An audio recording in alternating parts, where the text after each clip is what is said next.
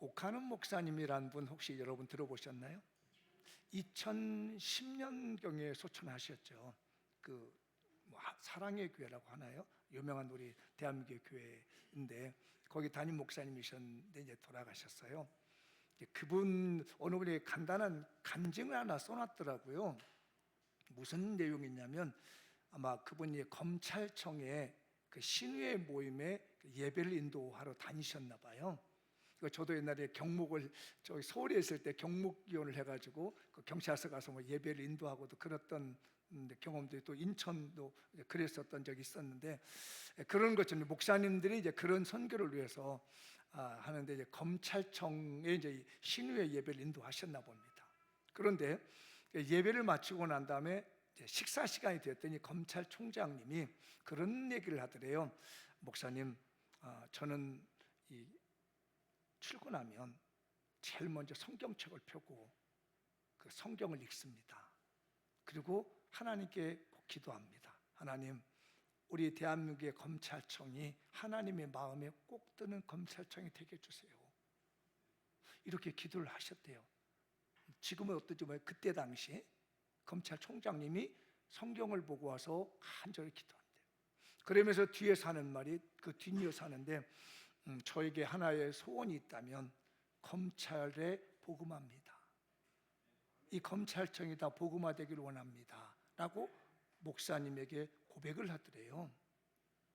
근데 좀 뒤에 더한 말을 하는데 목사님, 또 하나의 기도 제목이 있는데 우리 대한민국의 기독교의 신앙의 이념에 입각한 민영교도소를 세우는 게 기도입니다. 그랬더니 옆에 있던 지검장이, 그러니까 인천지검장으로 하는데 그분이 저는요 만약에 기독교 민영교도소가 세워지면 나의 지검장 사퇴하고 저 교도소장 해가지고 그래서 나는 전도하고 싶습니다 그러더래요.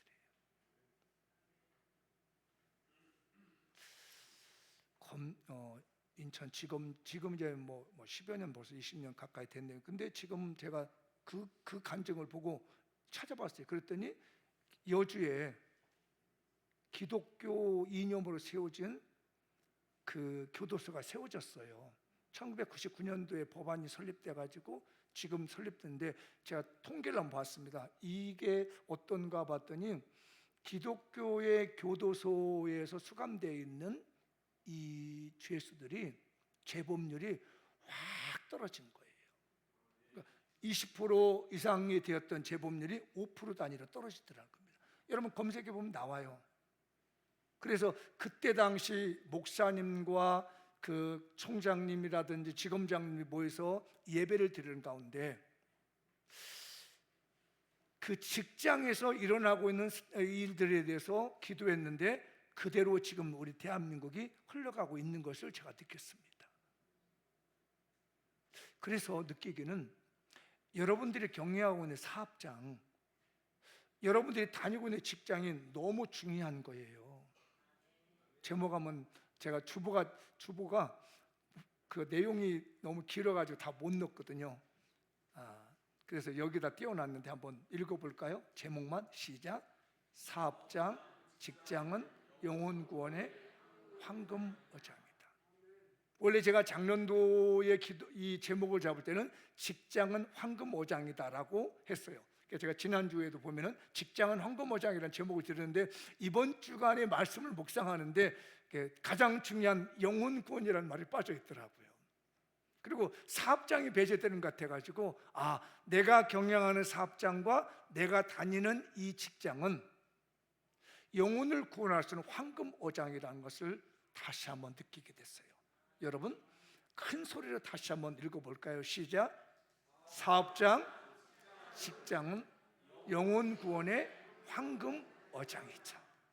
그것을 이미 10수년 전 20여 년 전에 우리의 선배들이 대한민국을 놓고 기도하면서 여러 공고되어져 법을 다루고 있는 검찰청에서부터 그 기도를 하고 있었고 그것이 현실되어 전도를 하다 보니까 재범률이 늘어나고 있는 기독교의 능력이 있는 거예요.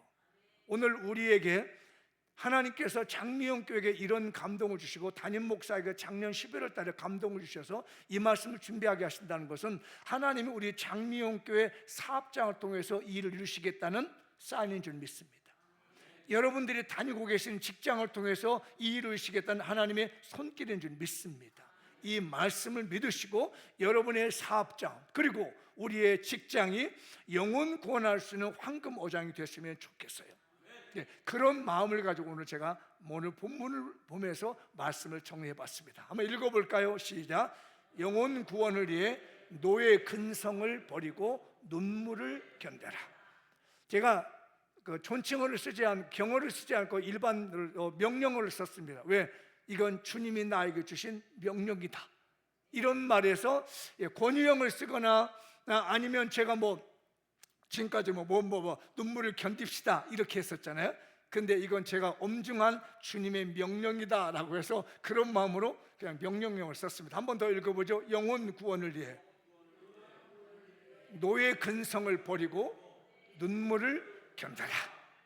한 번 더 시작. 영혼 구원을 위해 노예 근성을 버리고 눈물을 견뎌라. 자, 옆 사람에게 한번 명령 한번 해줘. 시작. 영혼 구원을 위해 노예 근성을 버리고 눈물을 견뎌라.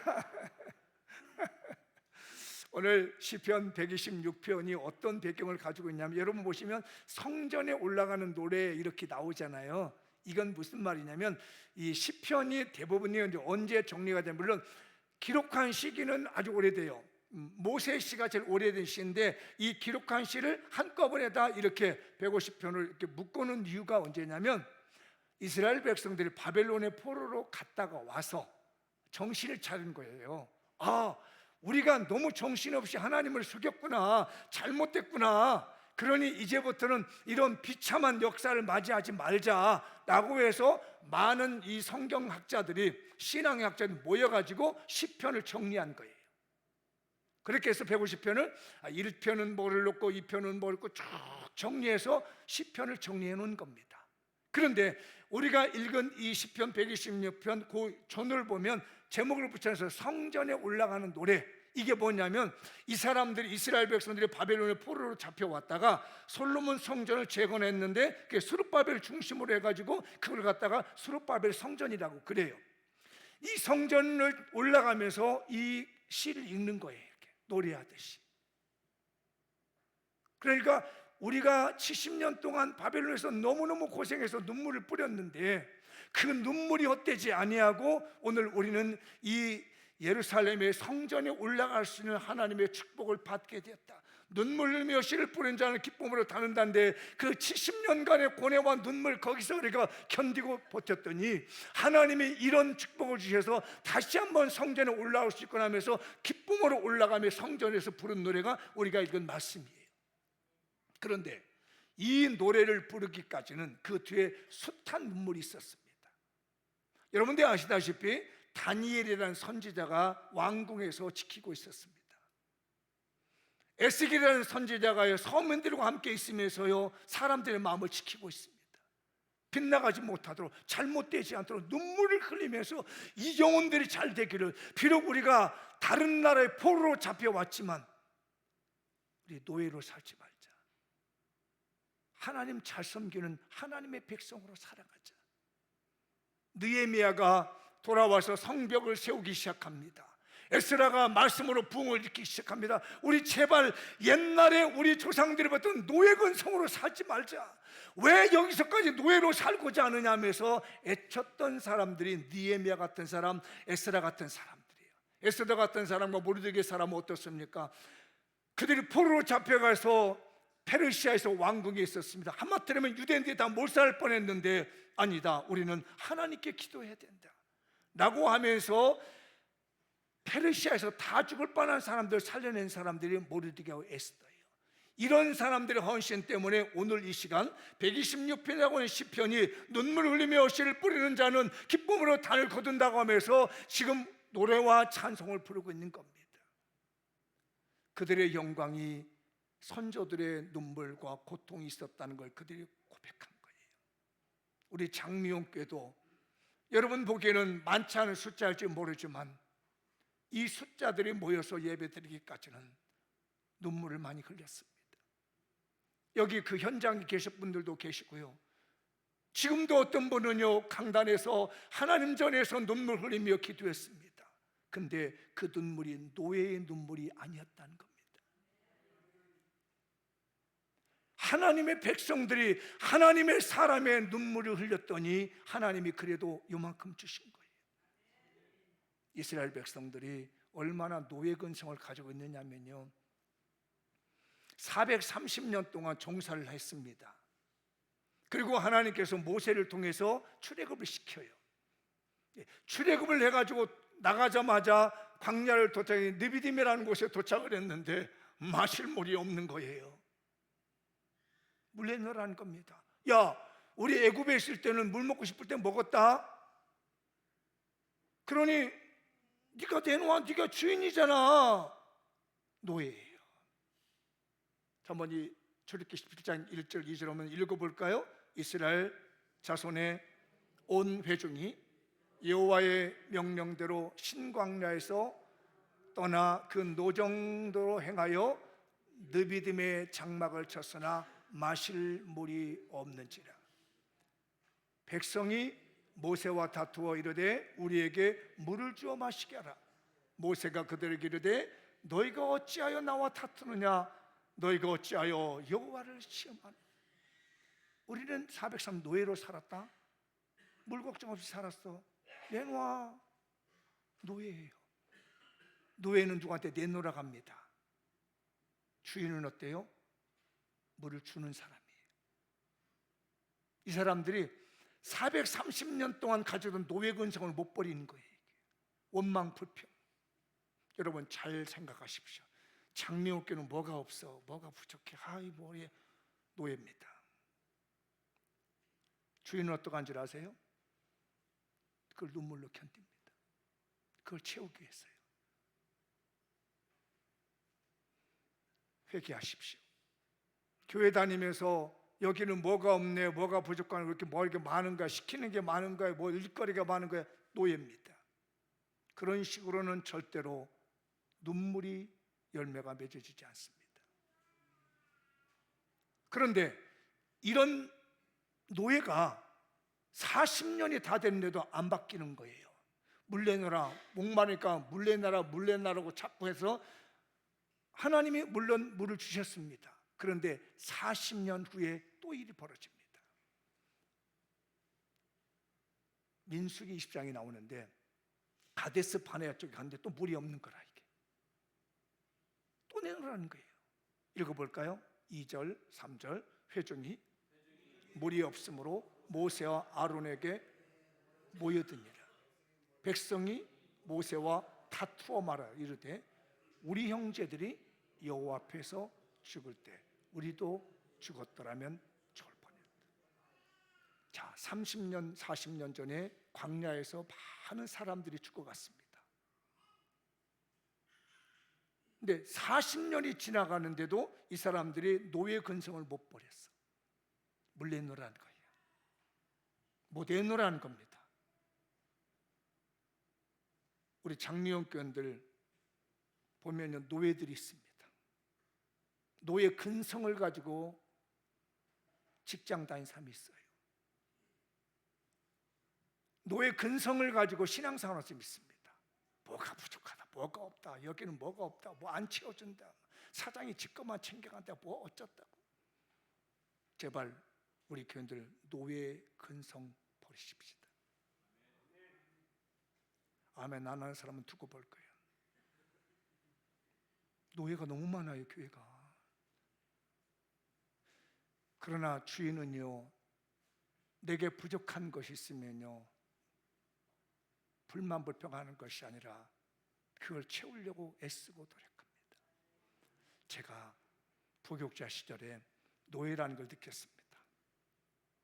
뭘 느꼈냐면 담임 목사님과 제가 어떻게 같이 걷게 됐어요. 목사님 앞서 가시고 저 뒷덜을 이렇게 좀 따라가는데 저는요 떨어진 휴지를 못 봤습니다. 근데 목사님이 나이 드신 목사님 짚더라고요. 솔직히 저는요 그때 그 휴지 못 봤거든요. 이 차이구나. 담임 목사님 눈에는 이게 다 보이는구나. 내 눈에는 안 보이던 휴지가 왜 목사님 눈에는 보였을까? 그래, 나는 노예 근성을 가지고 지금 목회를 하고 배우고 있구나. 여러분들이 만약에 노예 근성을 가진다면 우리 교회에 지저분하고 더러운 건 안 보입니다.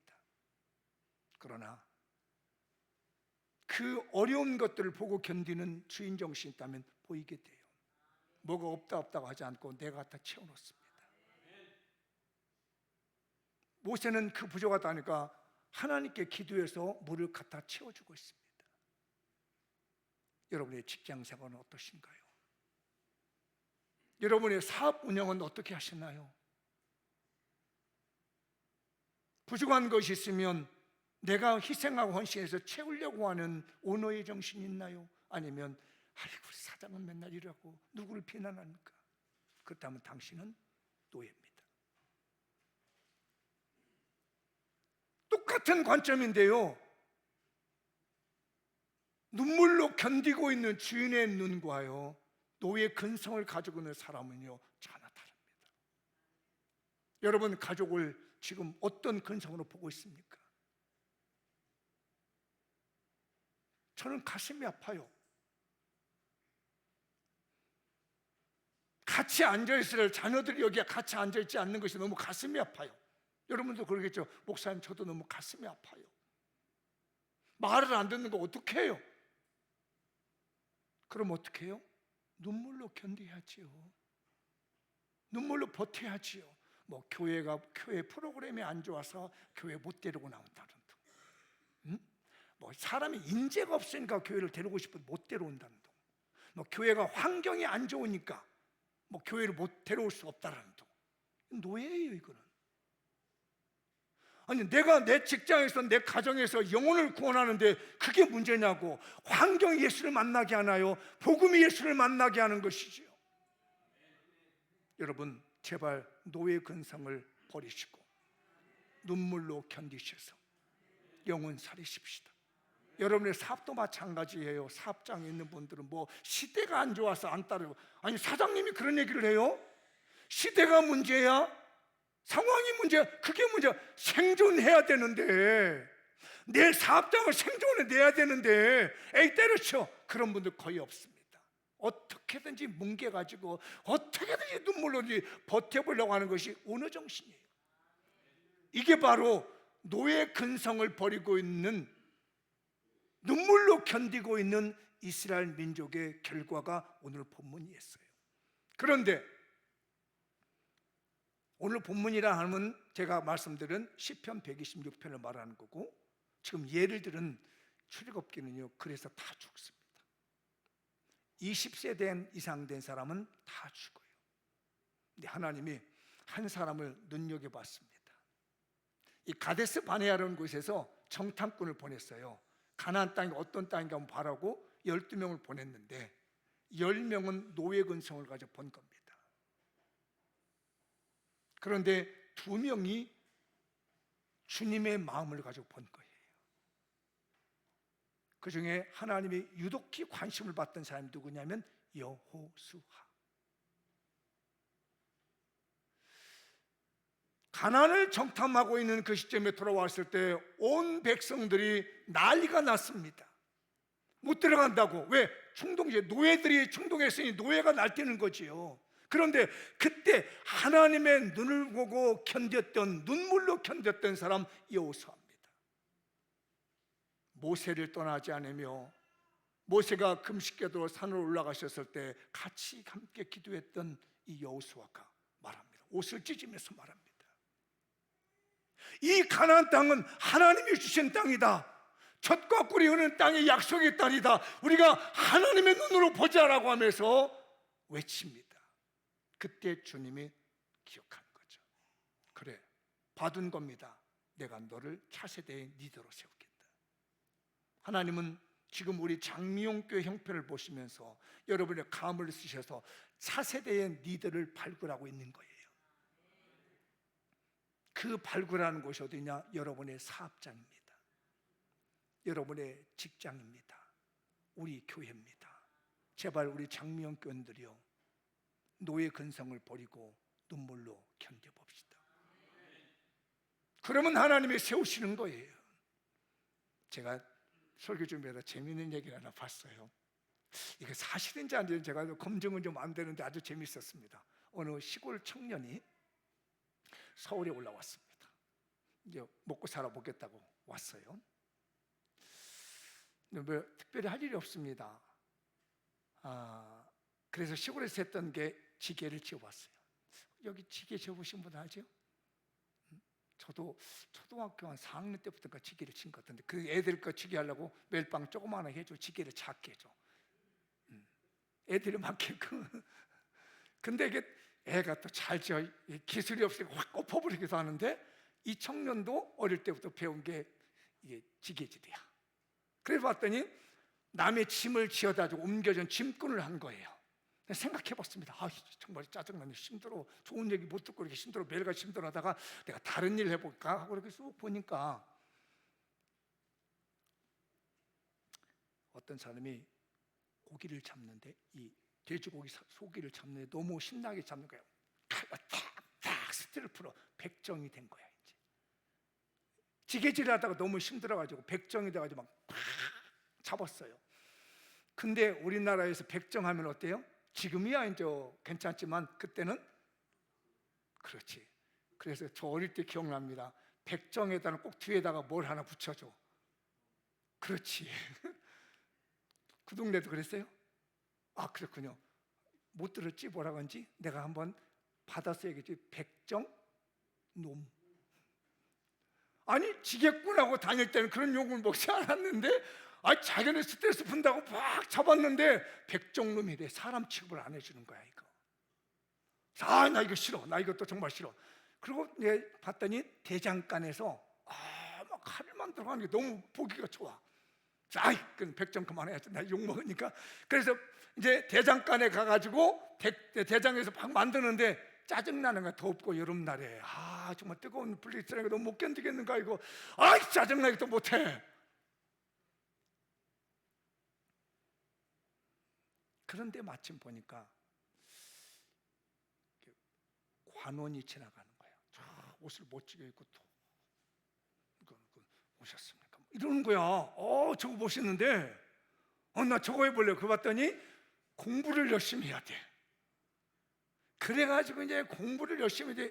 나이가 들어서 머리가 안 들어와. 이제 그 사이에 다 지나가 버린 거야. 이제 뭐 백정해보고 대정간해보고 지게져보고 막 어떨 땐 농사도 지어봤어. 재미가 없는 거야. 이게 톱붙장을 그러니까 뭐 동네 사람들이 오셨습니까? 날이 막 이러는 거야. 나 저거 해야지. 공부를 했는데 머리가 들어와야지. 왜? 나이 먹어서 공부하는 게 쉽지 않아. 그렇게 세월을 가다 보니까 빈털터리가 된 거야. 어느 추운 겨울날 오갈 때도 없고 거짓 신세가 되어버린 거예요. 세월을 이리저리 쫓아다니다가. 그래서 너무 추워서 남의 이제 굴뚝 옆에서 이렇게 굴뚝을 끌어안고 있는 거예요. 이제 따뜻하니까. 그러다가 다음날 봤더니 시체로 돼 있대. 인생이 노예로 살아가면 끝은 아무것도 아닙니다. 저는 너무 가슴이 아팠어요. 사람들이 40년 정도를 직장생활을 한다고 그러죠. 보통들 사업을 하면 보통은 40년 가까이를 사업을 한답니다. 사업을 하던 돈을 벌 수 있는 기간이 40년 정도 된대요. 그런데 그 돈을 버는 그 시간에 우리는 무슨 생각을 하고 사느냐는 얘기죠. 여러분, 왜 돈 버시나요? 잘 먹고 잘 살고 편안하려고? 나쁘지 않지요. 그런데 우리 그리스도인들은 조금 달라야 됩니다. 돈 많이 버십시오. 좋은 직장 가지십시오. 좋은 사업장 가지십시오. 자손들에게도 나눠주시고 헌금도 많이 하시고 기부도 많이 하시는데 아주 중요한 것이 있습니다. 우리 장미영 교인들은 잊지 말아 주십시오. 크게 읽어봅시다. 시작. 그리스도인에게 있어서 사업장과 직장은 선교의 현장입니다. 우리는 그곳에 파송된 선교사입니다. 한 번만 더 읽어볼까요? 시작. 사업장과 직장은 선교의 현장이며 우리는 그곳에 파송된 선교사입니다. 아멘. 이 믿음을 가지고 우리는 세상을 사는 거예요. 선교사의 이름만 가지고 세상에 어디 해외에 나가 선교하는 것만 선교사가 아니에요. 그런 생각을 가지고 있다 보니까 직장에서는 내 마음에 들면 가고 사업장은 내가 하면 하고, 이게 아니에요. 하나님이 나에게 사업장을 줄 수 있는 사업을 하게 되셨다면 내가 만나는 모든 사람들을 전도하라고 주시는 나의 현장이 되고 나는 선교사가 되는 것이고, 나에게 직장을 주셨다면 내 직장에 만나는 모든 사람들을 하나님께서 전도하라고 보내주신 나의 전도자며 선교사는 이 마음을 가졌을 때 우선순위가 경제적인 논리로 가는 것이 아니라 영혼 구원의 논리로 가는 줄 믿습니다. 이런 사람들이 바로 노예 근성을 버린 사람이고, 아무리 직장이 어렵고 힘들지라도, 미안해요, 우리 여기 김호영 씨라는 분을 내가 전도하러 밥 먹었어. 미안하다 해서 웃지 마. 나 그럼 뭐 미안해졌잖아 더. 근데 주변이 안 좋아. 그렇다고 해서 내버려 두면 안 된다는 거죠. 눈물로 견디면서 하나님, 제가 저에게 저분을 주셨는데 내가 저분을 인도할 때까지 포기하지 않게 주십시오. 아멘을 크게 하면 복이 있을지어다. 이게 바로 우리가 직장 생활을 해야 될 이유가 거기 있는 거예요. 내가 사업장을 해야 될 이유가 거기 있는 거예요. 우리 눈물로 견딥시다. 내가 있는 거, 물론 나쁜 사업장도 있겠죠. 그러나 내가 그리스도인이 돼가지고 그들로 하여금 변화시킬 수만 있다면, 내가 선교사로 들어가서 변할 수 있다면, 여러분 해외 선교사님들이 좋은 환경에 갑니까? 그 영혼 살리겠다고 온갖 것 다 드리고 몸이 병들게 되는데 말이에요. 우리도 이 마음 잊어서는 안 됩니다. 내가 경영하는 사업장은 선교 현장이고, 하나님은 나를 거기에 선교사로 세우셨고, 내가 다니는 직장은 하나님이 쓰는 선교 현장이요, 나는 거기에 선교사로 파송됐으니 그 선교의 마음을 가지고 영혼을 살리겠다고 발버둥을 치면 하나님이 역사하신 거예요. 그게 바로 시편 26편이 가지고 있는 눈물이었습니다. 70년 동안 그들이 그 현장에 가서요, 포로로 잡혀간 그 현장에서 눈물로 견뎠던 거예요. 그래서 많은 사람들이 주변에서 하나님을 경외하는 사람들이 만들어지게 되었고, 이스라엘이 귀국할 때요 돈을 줍니다. 내가 따라가지 못했지만 성전 지으세요, 회복하세요, 가서 청착금 하세요 라고 하면서 하나님의 사람들을 도와줬던 그 현실을 보면서 우리가 눈물 흘리면서 씨를 뿌렸는데, 희망의 씨, 축복의 씨를 뿌렸더니 70년 만에 돌아올 때는 이런 어마어마한 하나님의 영광을 받고 돌아오노라 하면서 고백하는 것이 오늘 시편 26편에 고백하고 있는 내용이에요. 자, 읽어볼까요? 시작. 우리의 사업장과 직장은 영혼 구원의 황금 어장입니다. 노예 근성 때문에 그 영혼들을 놓치지 맙시다. 눈물을 견뎌 영혼을 구원하십시다. 사랑하는 우리 성도들이여, 눈물을 견딥시다. 물론 악독업주도 있습니다. 그러나 그가 우리의 십자가의 복음으로 말미암아 편해질 수 있다는 것 가지고 여러분 사업장을, 여러분의 직장을 영혼 구원의 황금 어장으로 만들어 갑시다. 한번 더 읽어볼까? 제가 이 용어 단어 만드느라고 한참을 고민을 했는데 읽어보죠. 시작. 주주정신신앙으로 영혼 구원을 위한 희망의 씨를 뿌려라. 다시 한번 시작. 주주정신신앙으로 영혼 구원을 위한 희망의 씨를 뿌려라. 뭔 소리가 뭔 소리인가 할 것 같아요. 여러분 주주란 말 들어보셨어요? 주주? 주주 뭐예요? 주주가? 여기 보고 영어를 딱 읽어보면 해결해 버리구나. 머리가 좋구만. 주주 총회한다고 하잖아. 주주 뭐예요? 주식회사의 주주를 가지고 있는 사람 주주라고 하잖아요. 그거하고 약간 유사한 말인데 제가 언어적 유의를 했습니다. 주주 정신 뭐냐면 로드 오너 마인드 페이스라고. 그 말을 제가 뭐라고 정리하면은 주님께서 위임해 주신 주인 정신 신앙이다. 주주 정신 신앙이라는 게, 그러니까 제가 새로운 용어를 하나 만들어 봤어요. 설교 준비하다가 오늘 본문을 보다가 주님께서 위임해 주신 주님 정신 신앙. 이해되셨어요? 우리는 그래서 주주예요. 주주. 주식회사 주주가 아니라 하나님 나라의 주주. 아멘 하는 거. 나만 주주구나. 주님이 위임해 주신 주님 정신을 가지고 있습니다. 우리의 주님이 이 땅에다가 우리에게 위임해 줬습니다. 너는 여기 땅의 주인이야. 우리 주님이 우리에게 주주를 만들어 주셨어요. 믿으시나요? 우리는 이 신앙으로 사는 겁니다.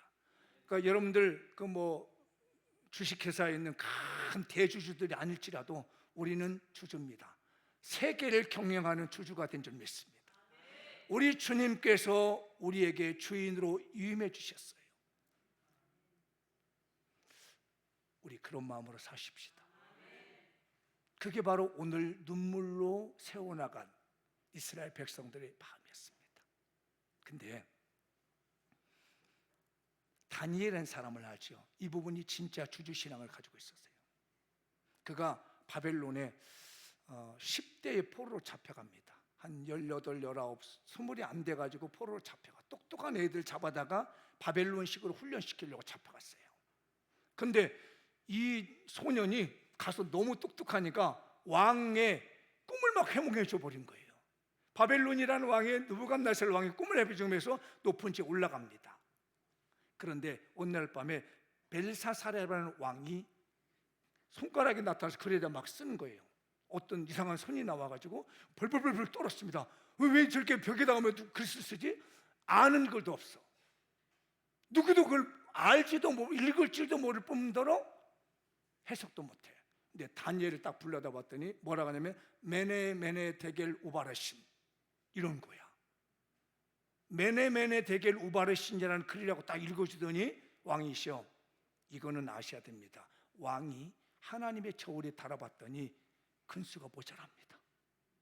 그래서 하나님 당신을 거둬갑니다라는 뜻이라는 거예요. 너무 무서웠습니다.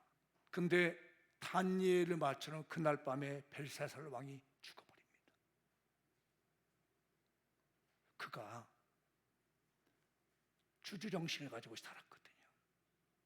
노예가 아닌, 자기는 포로로 잡혀갔지만 나는 하나님의 사람이야. 하나님께서 이 바벨론이라는 나라를 나에게 하나님 맡겨주셨어. 아멘을 안 하는 거 보니까 이런 포부가 안 생기는구나. 아이고 불쌍해라. 그런 교인들 데리고 설교하는 박래석 목사도 참 안쓰럽다. 참.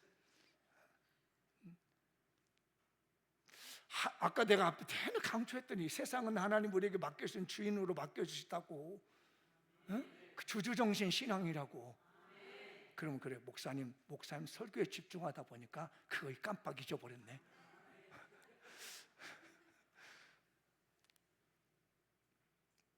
다니엘은 그 생각을 합니다. 오늘 시편 120편을 쓰게 된 배경이 다 이런 사람들의 신앙이 들어있는 내용이에요. 그래, 내가 비록 포로로 잡혀왔지만 여기는 하나님이 나를 주인 삼으시려고 나를 보내신 거야. 그랬더니 하나님의 지혜를 막 열어서 해결해 준 거예요. 그런데 갑자기 이 바벨론이라는 나라가 무너져 버리고 다른 나라가 들어섭니다. 페르시아라고 하는 나라.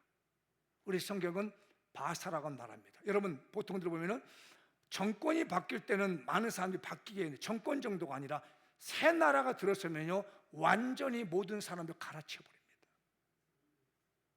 그런데 신기하게요, 하나님께 이 다니엘이 나는 하나님이 나에게 주인 되신 하나님이 나에게 주인으로 맡겨준 세상이라고 믿었더니 왕이 바뀌고 나라가 바뀌었는데도 다니엘은 흔들리지 않아요.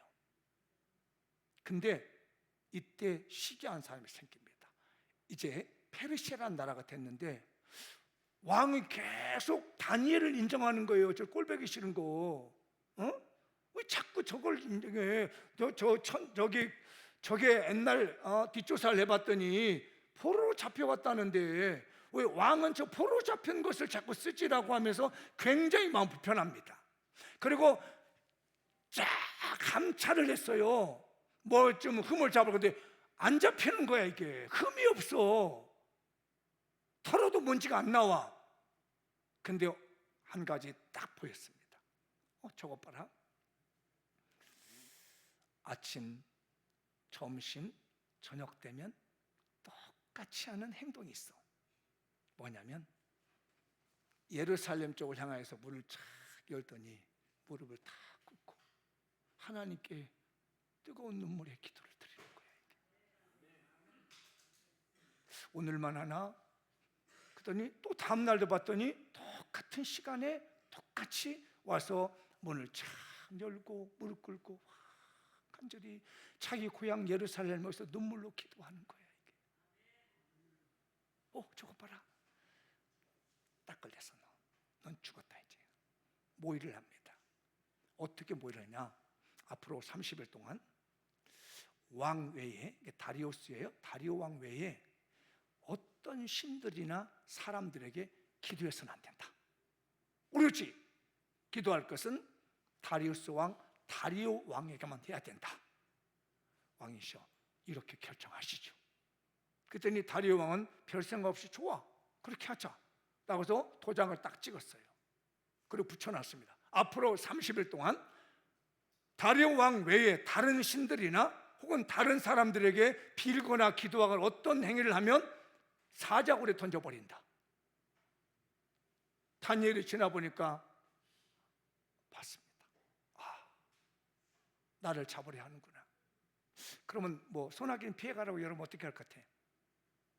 30일 동안 가만히 있으면 돼. 그냥 기도하러 가서 문 서로 닫아 할렐루야 닫고 기도하는 척 지나가도 돼. 가짜 신앙이죠. 상관하지 않습니다. 그래? 나를 주인 삼아주시고 이 땅의 총리로 만드신 하나님께서 이 어려움도 겪게 하시고 만약에 겪게 하지 않을지라도 나는 다 한 거야. 그럼 사명을. 그리고 역시 동일하게 창을 열고 기도를 합니다. 그때 현장범으로 체포가 됐어요. 알고 봤더니 이 다리오가 그걸 보고 깜짝 놀란 겁니다. 이놈들이 다니엘을 잡으려고 했구나. 그제서야 왕이 안 거예요. 그래가지고 너무너무 마음이 아파서 잠을 잘 수가 없어요. 그래가지고 사자굴에 던졌는데 죽었게 살았게? 에? 어떻게 죽었어 살았어? 아이고, 다니엘님 오셨습니까? 저희 추우시죠? 제가 이불이 되어드릴게요 하고 사자들이 다 다니엘을 덮어주는 거야. 따뜻하시지요.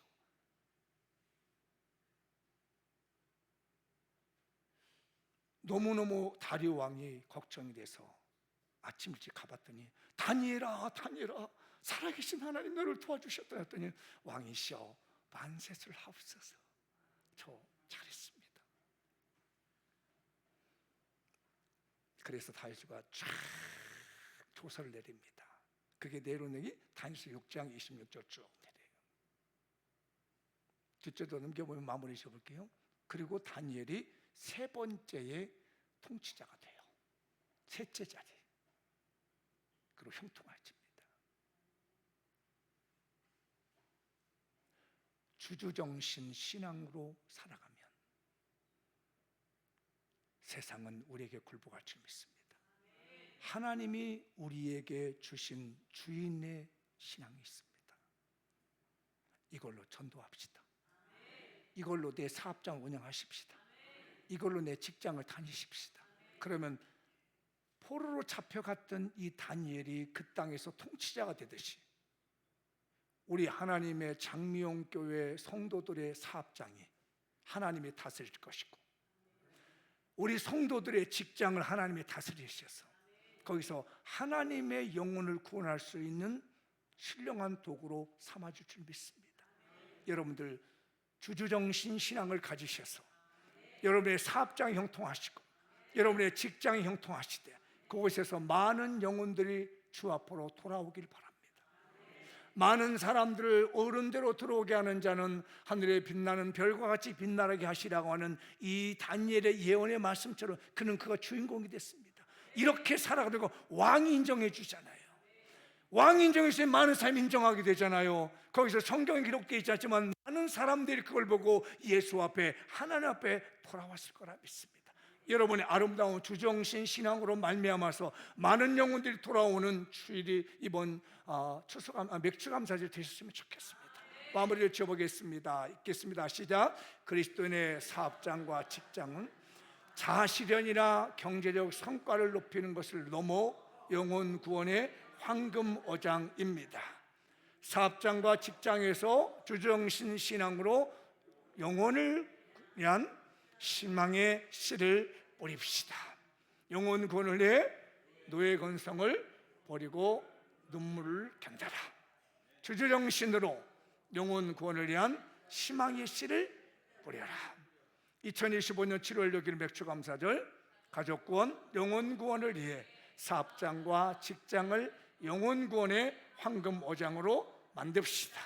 2025년 7월 6일 맥주감사절 사업장, 직장을 영혼 구원으로 황금 어장으로 만들어 백가봉을 도전합시다. 배가 축복의 주인공이 되십시다. 여러분 신앙의 오너로 사십시오. 어디 가서 노예 되지 마십시오. 제발 우리 교회 신앙생활하면서 노예 근성을 하지 말고 내가 주주야 이런 마음으로 교회를 돌아보시고 영혼 살릴 수 있는 교회가 되시길 축복합니다. 다 같이 자리에서 오늘 말씀 붙들고 통성으로 기도하겠습니다.